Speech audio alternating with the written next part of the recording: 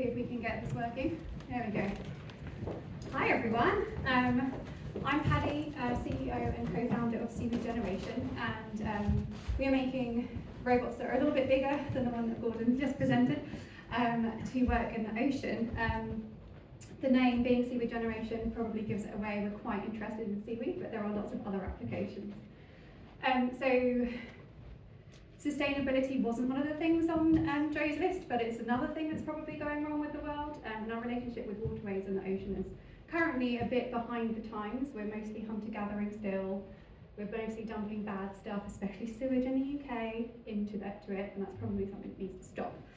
And for a sustainable future economy, you couldn't really get much more scalable than looking towards the oceans, which, as we know, cover a great deal of the planet.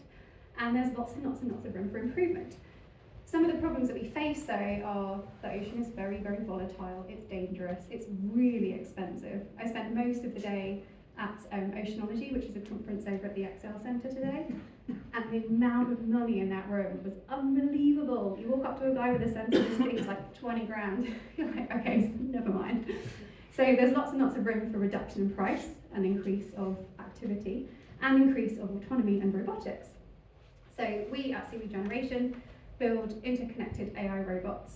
We observe, take lots and lots of data from the marine environment, and we're trying to do that at a really, really low cost, developing new capabilities like taking E. coli tests through dipstick tests rather than doing them in the lab, and things like that. There's just loads of room for improvement.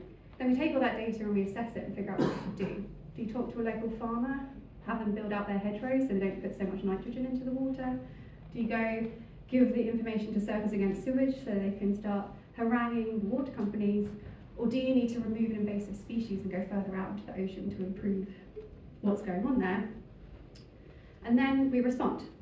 And again, seaweed focused for us.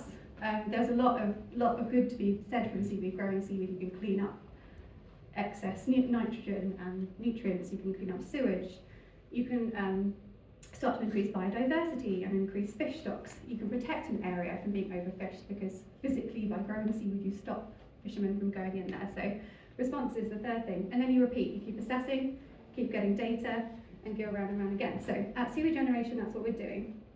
So we're trying to do modular basic functions that enable really fast learning. So everything that we do needs to be solar powered, it needs to have communication so you can monitor and take action remotely, so you don't need people on boats to be nearby.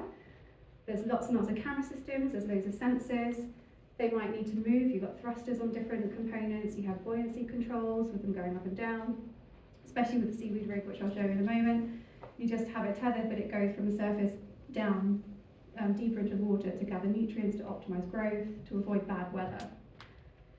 You need to adjust buoyancy, and then of course you need some sort of body, which is like your robot chassis, or in our case, inflatable stand-up paddleboard material for cultivation rigs. So first we observe, we take baseline data.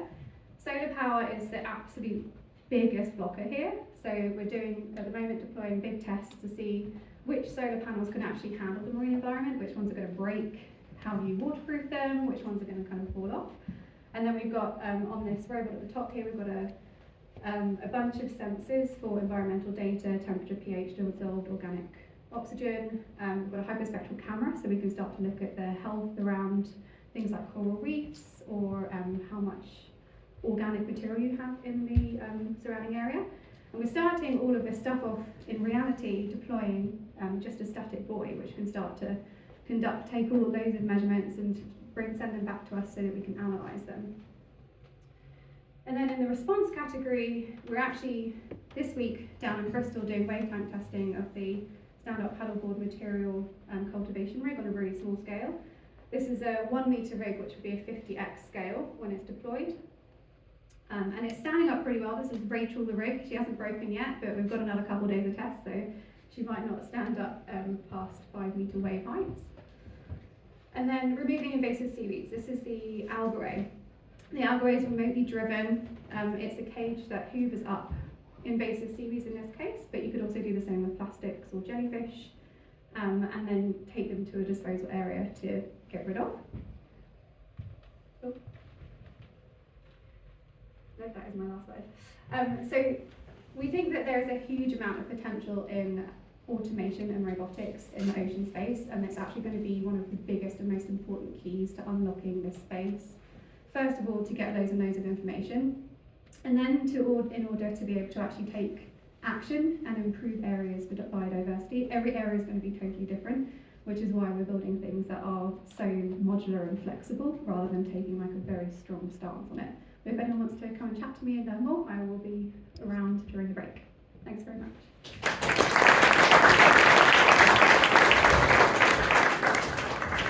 Thank you very much, Patty. Sorry? Yeah, just keep that for now. Thanks. So I think we've got Claudia coming up next, and then